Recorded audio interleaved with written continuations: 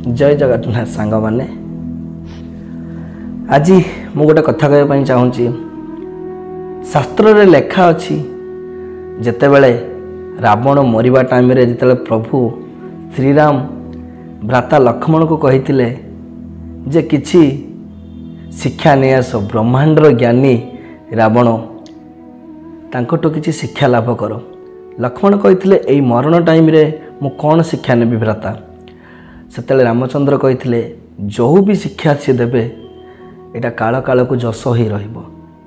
रावण तीनोटी शिक्षा देइथिले।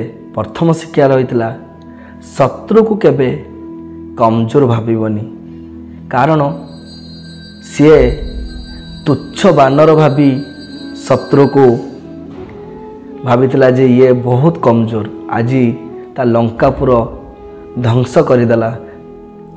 सेमिति द्वितीय प्रश्न जहाँ कि नारी नारी की केबे भी कमजोर भाविबनी।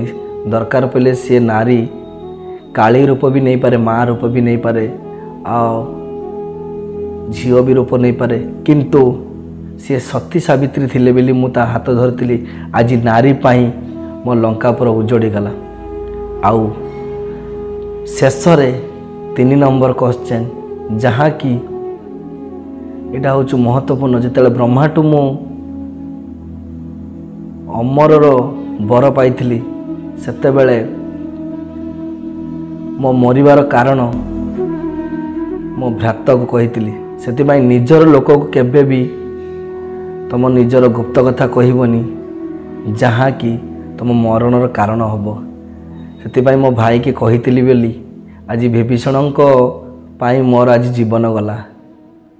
जय श्री राम।